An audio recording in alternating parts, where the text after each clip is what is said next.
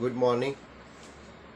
છેલ્લા વિડીયોમાં આપણે 11થી 20 તત્વોની ઇલેક્ટ્રોન રચના કેવી રીતે લખાય એની વાતો કરી હતી. Sodium, magnesium, aluminium, silicon, phosphorus, sulphur, chlorine, argon, potassium અને કેલ્શિયમ. જેમ જેમ પરમાણુ ક્રમાંક વધતો જાય છે તેમ તેમ તમે જો તો કક્ષકોમાં ક્રમશઃ ઇલેક્ટ્રોન ભરાતા જાય છે. હવે આટલી મોટી ઇલેક્ટ્રોન રચના લખવી બરાબર છે એ દરેક વખતે જરૂરી નથી હોતી, એટલે આપણે નિષ્ક્રિય તત્વોનો ઉપયોગ કરીએ. તો 18 સુધી જોઈ લો તો 18 સુધી 10 વત્તા 1 તો 10 એટલે નિયોન. તો 10 ક્યાં સુધી આવે? 2p6 સુધી આવે. 2p તો 2p પછી શું આવે? 3s. તો જોઈ લો 10થી 18 સુધીમાં તમે ઇલેક્ટ્રોન રચના જોઈ લો તો નિયોનની મદદથી પણ લખી દે. નિયોન પછી 3s 1, 3s 2, 3s ભરાય જાય 3p. હવે 3p 3 આવે એટલે 3px1, 3py1, 3pz1. તો આ રીતે પણ ઇલેક્ટ્રોન રચના લખાતી હોય છે. હવે આ ઇલેક્ટ્રોન રચના બંનેનું મહત્ત્વ છે. તમને આ પણ આવડતી હોવી જોઈએ, આ પણ આવડતી હોવી જોઈએ. હવે એમાંથી કયા પ્રકારના પ્રશ્ન પૂછી શકાય એ આપણે જોતા જઈએ છીએ.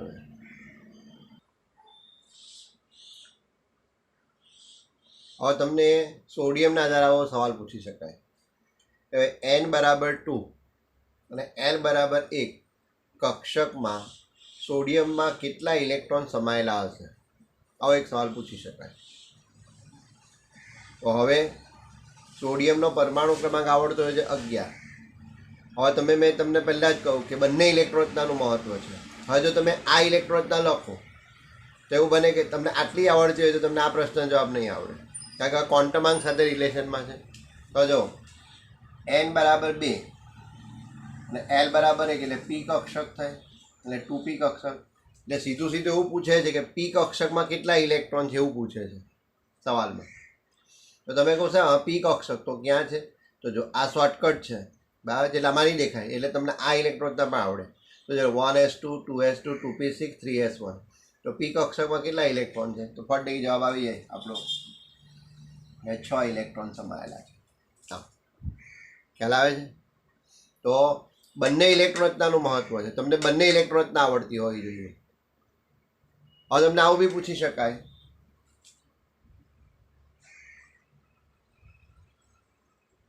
સોડિયમમાં સંયોજકતા ઇલેક્ટ્રોનના સંદર્ભમાં n, l અને mનું મૂલ્ય જણાવો. એટલે આ MCQમાં બી પૂછાય, એટલે 4 ઓપ્શન આપેલા હોય, અથવા 1 માર્કમાં બી પૂછાય. તો હવે સોડિયમમાં સંયોજકતા ઇલેક્ટ્રોનના સંદર્ભમાં n, l નું મૂલ્ય જણાવો. તો સંયોજકતા ઇલેક્ટ્રોન એટલે સંયોજકતા કક્ષામાં જે ઇલેક્ટ્રોન છે તે, સંયોજકતા કક્ષા એટલે જે છેલ્લી કક્ષા છે તે. તો આ સવાલના અનુસંધાનમાં તમારે આ લખો કે આ લખો તો તમારે આ સારું પડે.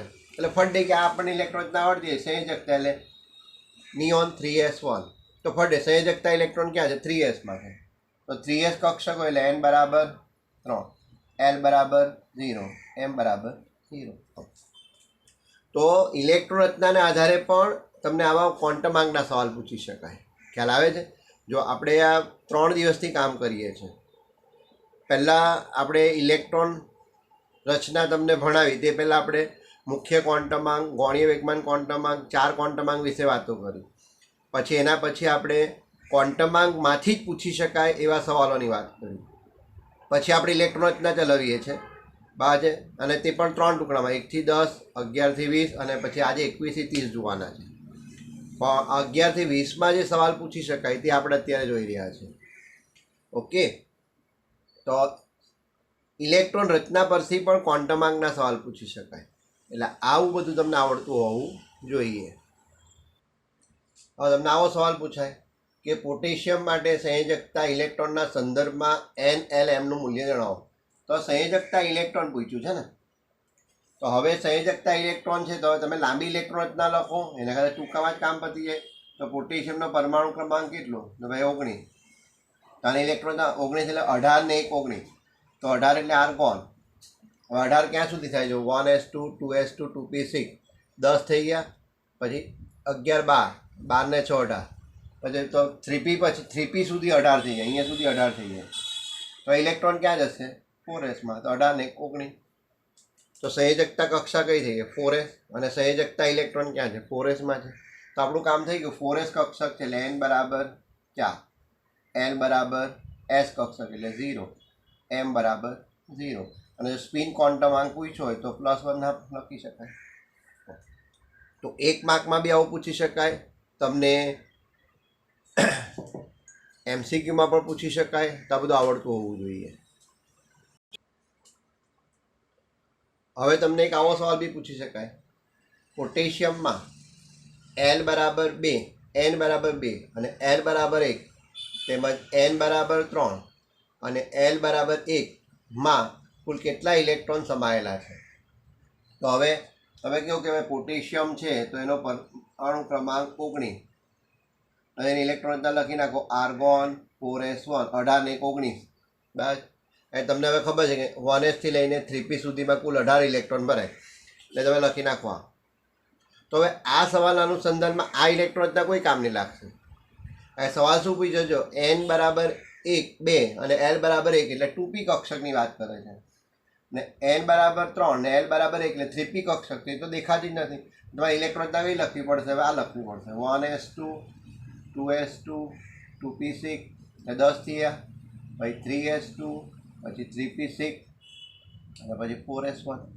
હવે તમને શું પૂછ્યું જો, તો n બરાબર 2 અને l બરાબર 1, n બરાબર 2 અને l બરાબર 1, તો આ કઈ કક્ષક થાય, આ 2 એટલે આ p.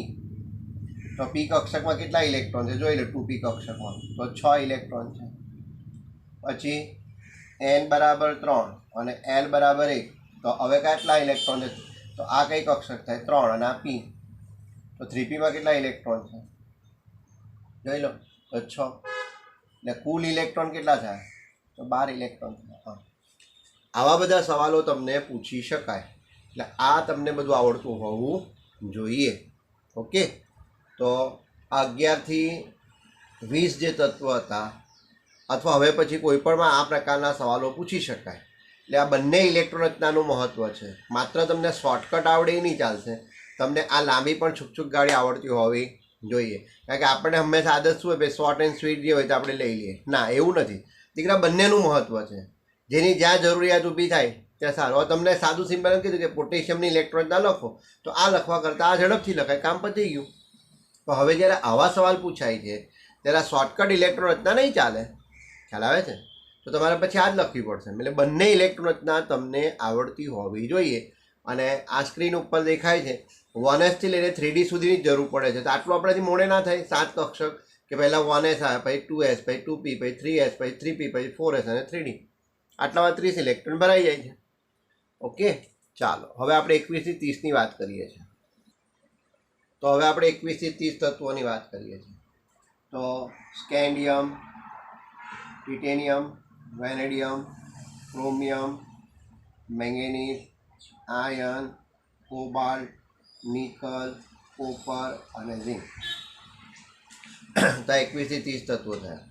Scandium, titanium, vanadium, chromium, manganese, iron, cobalt, nickel, copper અને ઝિંક. હવે તમે જો પરમાણુ ક્રમાંક કેટલો છે 21, તો 21 ઇલેક્ટ્રોન. તમને ખબર જ છે કે અહીંયા સુધી કેટલા ભરાય 18, પછી હજુ જવાનું છે તો 18 પછી 19 અને 20, બરાબર, અને પછી 21મો ક્યાં જશે, તો 3Dમાં. હવે તમને પ્રશ્ન છે કે સાહેબ 3p પછી તમે 3D નથી લખ્યું, 3p પછી 4s લખ્યું અને પછી 3D, આવું કેમ? તમે પણ જોઈ લો, n પ્લસ એલનો નિયમ છે. આના માટે n પ્લસ એલનો સરવાળો કરો તો 4 + 0 4 થાય, ને 3D માટે 3 + 2 5 થાય. તો 4s કરતાં 3Dની n પ્લસ એલનો સરવાળો વધારે છે. એનો મતલબ 4sની ઉર્જા ઓછી છે, 3Dની ઉર્જા વધારે છે. લાવ બાઉપના નિયમ પ્રમાણે ઇલેક્ટ્રોન હંમેશા ક્યાં જાય, 4p કક્ષક ભરાઈ ગયા પછી 4sમાં જશે. એટલે તમને આવો પ્રશ્ન થવો જોઈએ કે સાહેબ 3, આ બધું સિરીઝમાં જ ચાલ્યું, ભાઈ 3D પછી 4s, આવું કેમ નહીં? 3p પછી 4sમાં જ કેમ ઇલેક્ટ્રોન જાય? તો એનો જવાબ છે કે 3p સુધી 18 ઇલેક્ટ્રોન ભરાઈ ગયા, પછી તમે n પ્લસ એલના નિયમનો કામ કરો તો 4s કક્ષક માટે n પ્લસ એલનો સરવાળો કેટલો 4 થયો, અને 3D માટે 3 + 2 5, તો આનો સરવાળો 4 છે, આનો સરવાળો 5 છે. તો હવે n પ્લસ એલના નિયમ પર 4s કક્ષકની ઉર્જા ઓછી છે, 3D કક્ષકની ઉર્જા વધી ગઈ. એટલે લાઉબાઉફના નિયમ પ્રમાણે ઇલેક્ટ્રોન નીચી ઉર્જાવાળી કક્ષકમાં દાખલ થાય. અને બીજો અહીંયા સ્ક્રીનિંગ અસર પણ આવે છે, જે હજુ આપણો તમને અત્યારે એમાં ન ખબર પડે એટલે અત્યારે આપણે પડતા નથી. બરાબર, ત્રીજો પાર્ટ ચાલી જશે ત્યારે એમાં સ્ક્રીનિંગ અસર આવશે, એટલે ત્યારે પાછી આપણે વાત કરીશું. પણ આ n પ્લસ એલના નિયમના આધારે પર સમજાઈ જાય છે કે ભાઈ 3p પછી 3Dમાં ઇલેક્ટ્રોન કેમ નહીં ગયા, 4sમાં ગયા, તો n પ્લસ એલનો નિયમ છે. ઓકે, ચાલો હવે હું ઇલેક્ટ્રોન રચના અલગ અલગ બતાવતો જાઉં છું. પહેલાં સ્કેન્ડિયમની ત્રણેય રીતે બતાવી દઉં. તો સ્કેન્ડિયમની આપણે લાંબી છૂટછૂટ લખીએ તો 1s2 2s2 2p6 3s2 3p6 18 electron થઈ ગયા. જો 4 ને 6 10 ને 12 18. પછી હવે 4s2 એટલે 20 થઈ ગયા. પછી 3d1. હવે તમે વિચારો કે સાહેબ આટલી લાંબી લાંબી કોણ ઇલેક્ટ્રોન રચના લખે, તો લખવી પડશે. તો પહેલાં ક્વોન્ટમ આંકના આધારે સવાલ પૂછાય તો તમારે લખવી પડશે. ખ્યાલ આવે છે? તો તમને આવડતી હોવી જોઈએ. હવે આ જ ઇલેક્ટ્રોન રચનાને મારે ટૂંકી લખવી હોય તો એકદમ સાદું સિમ્પલ. કેટલા થઈ ગયા અહીંયા સુધી? કેટલા થયા? 18 થયા. તો 18 એટલે આર્ગોન, પછી 4s ને પછી 3d.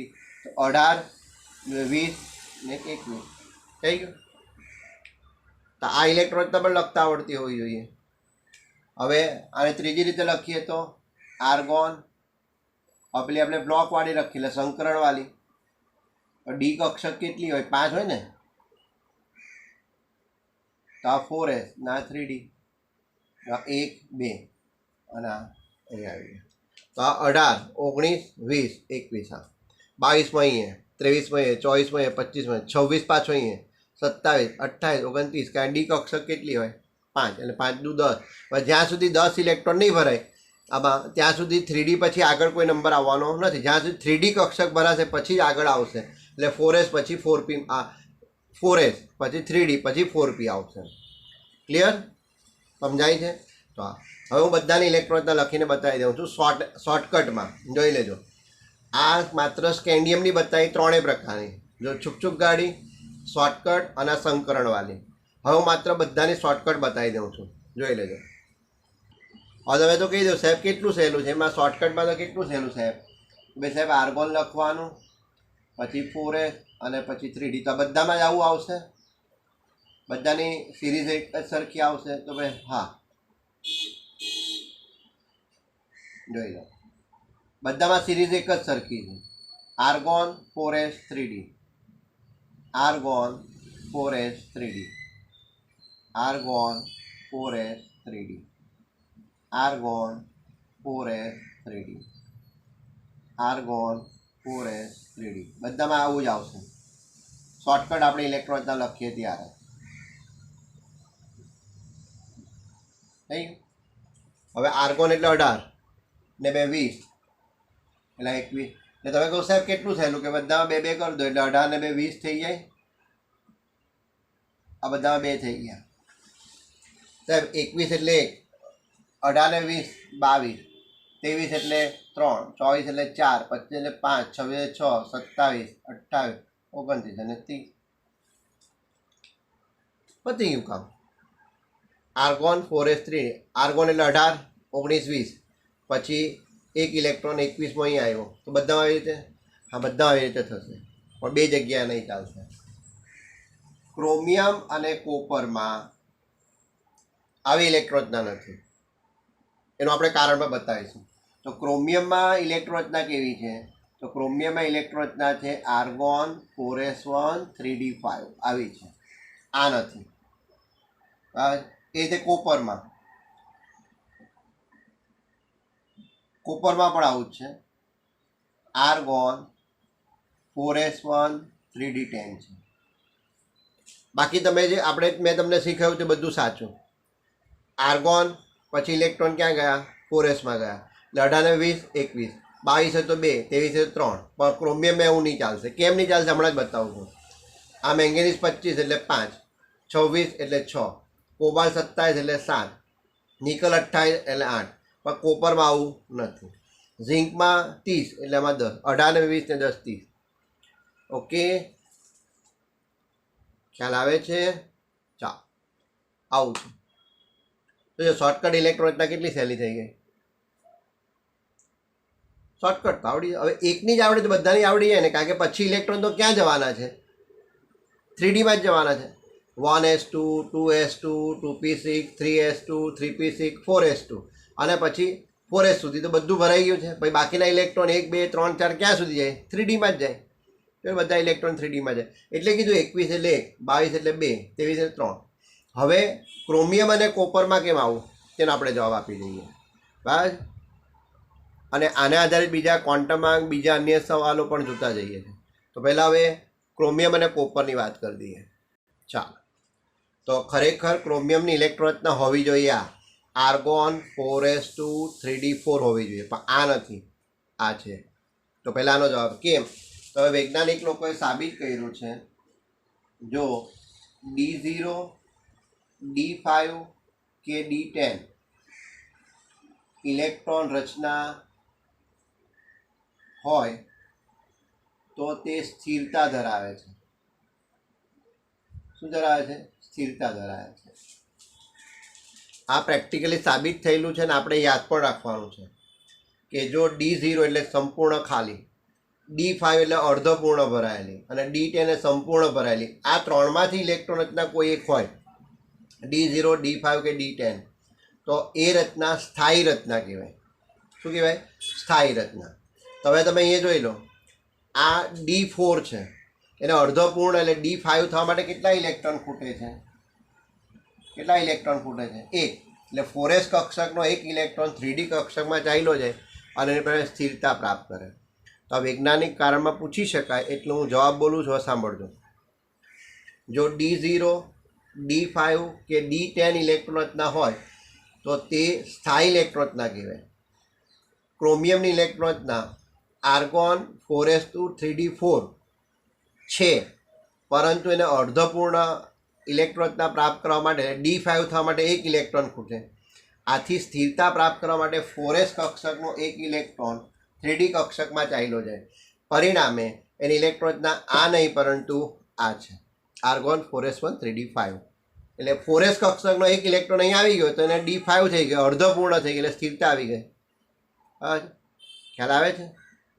હવે એ જ રીતે કોપરમાં બી સવાલ પૂછાય કે કોપરની ઇલેક્ટ્રોન રચના આ નહીં પરંતુ આ છે, સમજાવો. તેનો જવાબ પણ આ રીતે લખવાનો છે, જોઈ લો. પહેલો મુદ્દો, જો D0 D5 કે D10 ઇલેક્ટ્રોન રચના હોય તો એ સ્થાયી ઇલેક્ટ્રોન રચના ગણાય છે. કોપર ઇલેક્ટ્રોન રચના આર્ગોન 4s2 3d9 માં D10 થવા માટે એક ઇલેક્ટ્રોન ખૂટે છે. એટલે 4s કક્ષકનો એક ઇલેક્ટ્રોન એ 3D કક્ષકમાં જઈ D10 બની જાય છે. એટલે કે સ્થિરતા મેળવવા માટે 4s કક્ષકનો એક ઇલેક્ટ્રોન 3D કક્ષકમાં જતા ઇલેક્ટ્રોન રચના આ નહીં પરંતુ આ છે, આર્ગોન 4s1 3d10. ક્લિયર, સમજાયું કંઈ તમને? તો આ બે વૈજ્ઞાનિક કારણ છે અને 12મા ધોરણમાં પણ આવશે, કારણ કે આપણે 12મા ધોરણમાં 8મો પાઠ જે શીખીશું એ D અને F વિભાગવાળો છે અને એની વાત આ જ છે. આ બે વૈજ્ઞાનિક કારણ 12માના તમને આજથી આવડી ગયા કે ક્રોમિયમની ઇલેક્ટ્રોન રચના આ નહીં પરંતુ આ છે, કેમ? કોપરની ઇલેક્ટ્રોન રચના આ નહીં પરંતુ આ છે, કેમ? એનો જવાબ આવી ગયો. તો હું છેલ્લી વાર રિપીટ કરી દઉં છું. જો D0 D5 કે D10 ઇલેક્ટ્રોન રચના હોય તો એ સ્થાયી ઇલેક્ટ્રોન રચના કહેવાય. ક્રોમિયમનો પરમાણુ ક્રમાંક 24 અને ઇલેક્ટ્રોન રચના આર્ગોન 4s2 3d4 હોવી જોઈએ, પરંતુ એને અર્ધપૂર્ણ એટલે કે D5 ઇલેક્ટ્રોન રચના પ્રાપ્ત કરવા માટે એક ઇલેક્ટ્રોન ખૂટે છે. એટલે 4s કક્ષકનો એક ઇલેક્ટ્રોન 3D કક્ષકમાં જતાં અર્ધપૂર્ણ ઇલેક્ટ્રોન રચના એટલે કે સ્થાયી ઇલેક્ટ્રોન રચના પ્રાપ્ત કરે છે. આથી ક્રોમિયમની ઇલેક્ટ્રોન રચના આ નહીં પરંતુ આ છે. એ રીતે હવે તમને કોપરનો સવાલ પૂછે કે કોપરની ઇલેક્ટ્રોન રચના આ નહીં પરંતુ આ છે, સમજાવો. તો જવાબ આનો આ. જો D0 D5 કે D10 ઇલેક્ટ્રોન રચના હોય તો એ સ્થાયી ઇલેક્ટ્રોન રચના હોય છે. કોપરનો પરમાણુ ક્રમાંક 29 એટલે એની ઇલેક્ટ્રોન રચના આર્ગોન 4s2 3d9 હોય તો તેને D10 એટલે કે પૂર્ણ ઇલેક્ટ્રોન રચના પ્રાપ્ત કરવા માટે એક ઇલેક્ટ્રોન ખૂટે છે. D10 થવા માટે એક ઇલેક્ટ્રોન ખૂટે છે. એટલે 4s કક્ષકનો એક ઇલેક્ટ્રોન D કક્ષકમાં જતાં D10 થાય છે, એટલે કે સ્થાયી ઇલેક્ટ્રોન રચના પ્રાપ્ત કરે છે, એટલે કે સ્થિરતા પ્રાપ્ત કરે છે. અને સ્થિરતા મેળવવા માટે 4s કક્ષકનો એક ઇલેક્ટ્રોન 3Dમાં જતાં ઇલેક્ટ્રોન રચના આ નહીં પરંતુ આ હોય છે. એટલે તમારે આ બે સવાલ હોમવર્કમાં લખવાના છે. તો આ તમને હોમવર્કમાં બે સવાલ આપ્યા. કે ક્રોમિયમની ઇલેક્ટ્રોન રચના આ નહીં પરંતુ આ છે, શા માટે? બીજો સવાલ, કોપરની ઇલેક્ટ્રોન રચના આર્ગોન 4s2 3d9 નહીં પરંતુ આર્ગોન 4s1 3d10 છે, સમજાવો. ઓકે, ચાલો હવે બીજા કેટલાક સવાલ જોતા જઈએ છે અને ઇલેક્ટ્રોન રચનાને બીજી કઈ રીતે લખાય તે પણ બતાવી દઈએ છીએ. ચાલો, તો આ 21 થી 30 તત્વો છે. હવે આ ઇલેક્ટ્રોન રચના તમને ખ્યાલ આવી ગયો કે ભાઈ 3 રીતે લખી શકાય. એક તો છુક ગાડી, એક સાદી અને સંકરણ. હવે એમાંની આપણે એક મેંગેનીઝની બતાવીએ છીએ. ચાલો, મેંગેનીઝ. તો મેંગેનીઝ એટલે પરમાણુ ક્રમાંક 25. તેની ઇલેક્ટ્રોન રચના લખીએ તો જો 1s2 2s2 2p6 3s2 3p6 18 થઈ ગયા, 2 20 અને પછી d5. અહીંયા સુધી 18 થાય, 18 19 20 4s ઘર ભરાઈ ગયા એટલે હવે ક્યાં જશે? d5. ડી કક્ષક ટોટલ કેટલી હોય? 5 હોય. એટલે 1 2 3 4 5. હવે આ ઇલેક્ટ્રોનને શોર્ટકટમાં લખીએ તો અહીંયા સુધી કેટલા થાય? 18 એટલે આર્ગોન, પછી 4s2 3d5. આ બીજી ઇલેક્ટ્રોનના શોર્ટકટ. હવે ત્રીજી સંકરણવાળી એટલે બ્લોકવાળી. ડી કક્ષક કેટલી હોય? તો 5 હોય.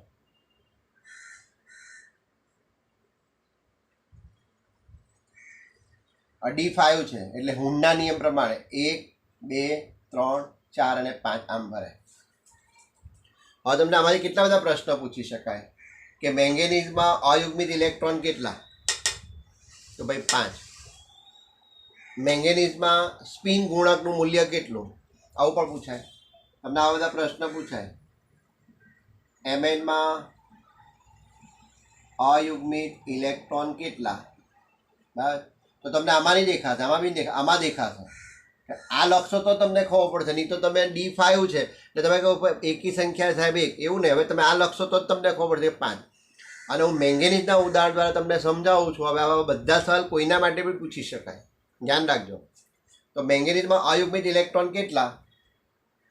તો તમે આ ઇલેક્ટ્રોન ના લખો, આ લખો તો નહીં ખબર પડશે. તમને આમાં ખબર પડશે હવે કે ભાઈ d5 છે તો ડી કક્ષક કેટલી હોય? 5. તો 1 2 3 4 ને 5. કારણ કે હુન્ડના નિયમ પ્રમાણે સમાન ઉર્જાવાળી કક્ષકમાં ઇલેક્ટ્રોન વધુ અયુગ્મિત રહે એટલા. તો આમાં કેટલા અયુગ્મિત ઇલેક્ટ્રોન? ચાલો જવાબ આવી ગયો ભાઈ 5. ભાઈ તમને પૂછે બીજો સવાલ કે મેંગેનીઝમાં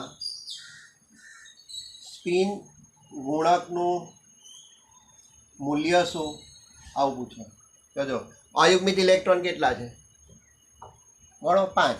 તો 5 ગુણ્યા 1/2 એટલે 5/2 એટલે 2.5. એમાં પણ નહીં સમજો કેટલા ઇલેક્ટ્રોન છે? 5. 5 એટલે 1/2 1/2 1/2 અને 1/2. કેટલી વાર? 5 વાર. 1 2 3 4 ને 5 એટલે 5/2 થઈ ગયા. 5/2 એટલે 2.5. આવું પૂછી શકાય. ખ્યાલ આવે છે? આ સ્પિન ગુણકનું મૂલ્ય કેટલું એવું પૂછી શકે. તમને એવું પણ પૂછી શકીએ.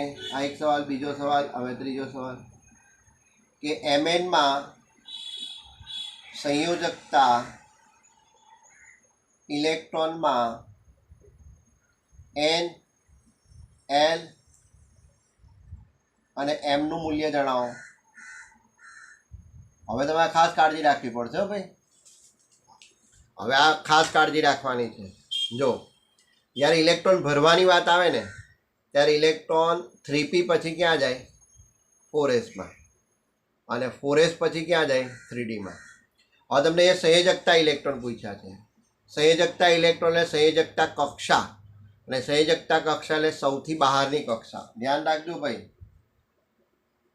સંયોજકતા કક્ષા એટલે સૌથી બહારની કક્ષા થાય.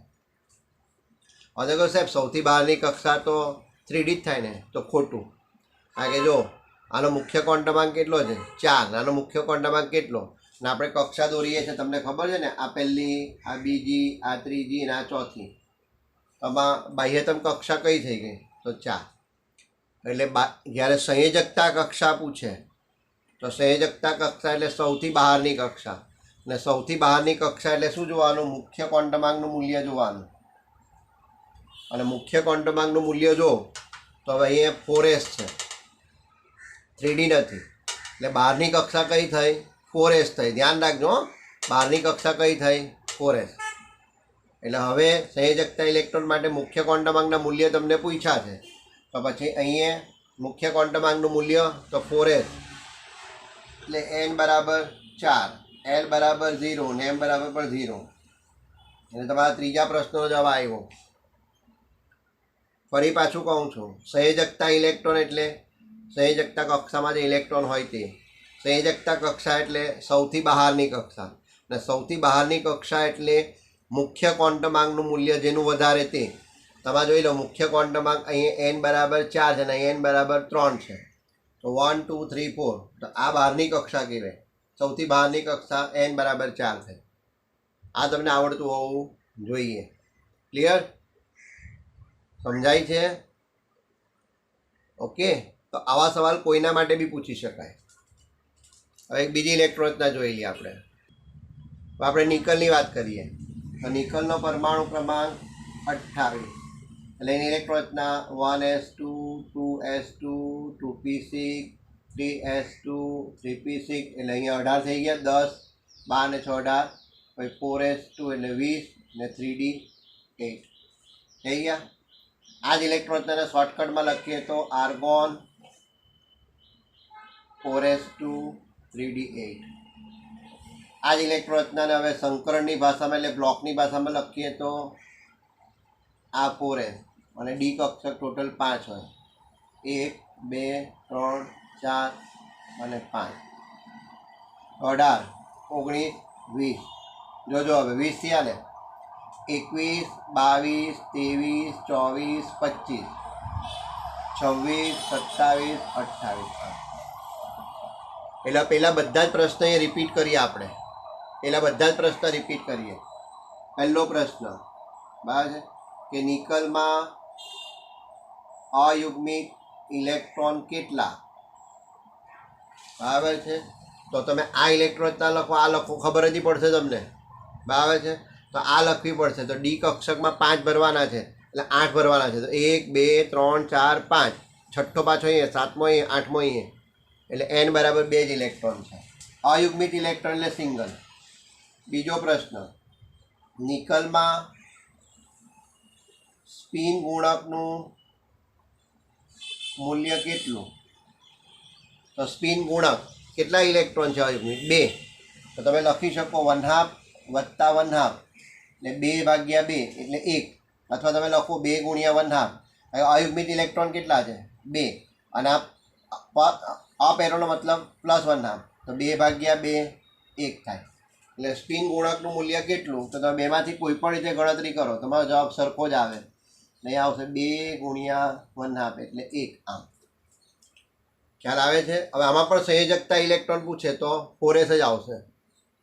આ તમને ખબર હોવી જોઈએ. હવે જોજો, એક બીજો પ્રશ્ન બનાવું છું. તમને પૂછે નિકલમાં n બરાબર 2 અને n બરાબર 3 મૂલ્ય ધરાવતી કક્ષકમાં ક્રમશઃ ઇલેક્ટ્રોનની સંખ્યા જણાવો. એક આવો સવાલ બી પૂછે. તો હવે નિકલમાં n બરાબર 3, મુખ્ય ક્વોન્ટમાંક n બરાબર 2 અને n બરાબર 3 મૂલ્ય ધરાવતી કક્ષકમાં ક્રમશઃ ઇલેક્ટ્રોનની સંખ્યા જણાવો તમને પૂછે. તો તમે પછી આ યાદ રાખો તો ક્યાં દેખાય તમને? આમાં તો મુખ્ય ક્વોન્ટમાંક 2 અને 3 તો દેખાતા જ નથી. એનો મતલબ હવે આ સવાલ માટે કઈ ઇલેક્ટ્રોન ના જોઈએ? આ તો જોઈ લો, n બરાબર 2 ક્યાં છે? વાયરા. n બરાબર 2 માં કેટલા ઇલેક્ટ્રોન છે? 8 ઇલેક્ટ્રોન છે. n બરાબર 3 હોય તો n બરાબર 3 એવી કક્ષક કેટલી છે? આ છે. એમાં કેટલા ઇલેક્ટ્રોન છે? 8. આમાં પણ 8. એટલે કુલ ઇલેક્ટ્રોન પૂછ્યા હોત તો 16 ઇલેક્ટ્રોન થઈ જતો. એ ખ્યાલ આવે છે? તો તમને જે પ્રકારના પ્રશ્ન પૂછાય એ પ્રકારની ઇલેક્ટ્રોન રચનાનો આપણે ઉપયોગ કરવાનો છે. આ પણ આવડતી હોવી જોઈએ, આ પણ આવડતી હોવી જોઈએ, ને આ પણ આવડતી હોવી જોઈએ. બસ આ છેલ્લો પ્રશ્ન છે એના અનુસંધાન માટે આ 2 ઇલેક્ટ્રોડના નહીં ચાલે, આ જ જોઈએ. હા, આ પ્રશ્ન 1 અને 2 છે એના માટે તમને આ છેલ્લી આવડે કે બીજી આવડે તો બી કામ થઈ જાય. અયુગ્મિત ઇલેક્ટ્રોન આમાં નહીં દેખાશે તો ફટ આમાં દેખાય છે. અને આ ઇલેક્ટ્રોનના સામાન્ય આપણે સંક્રમણ વાપરીએ છીએ અને સંક્રમણ વાપરીએ એટલે અયુગ્મિત ઇલેક્ટ્રોન કેટલા છે, સ્પિન ગુણકનું મૂલ્ય કેટલું એના મદદથી જાણી શકાય. હજુ બીજા કેટલાય પ્રશ્ન છે. બસ હવે આપણે નેક્સ્ટ ટાઈમ જ્યારે મળીએ ત્યારે આપણે કક્ષકનો ઉર્જા જે ક્રમ છે એમાંથી પણ કેટલાક પ્રશ્ન પૂછાય છે. બસ આપણે એની વાત કરીશું. બસ અને હજુ લગભગ 1-2 દિવસ આ ચેપ્ટરને થશે, કારણ કે હજુ આપણે કેટલીક વસ્તુઓમાં બતાવવાની છે. ઓકે, તો દીકરા પ્લીઝ દરેક ઇલેક્ટ્રોન રચના તમને આવડે જરૂરી છે ને 1 થી 30 તત્વ તમને આવડી જ જવા જોઈએ. એટલે હાઇડ્રોજનથી લઈને ઝિંક સુધીના દરેક તત્વ, દરેકનો પરમાણુ ક્રમાંક તમને આવડે ખૂબ જરૂરી છે. ઓકે, ચાલો, થેન્ક યુ સો મચ. જય હિન્દ, જય ભારત.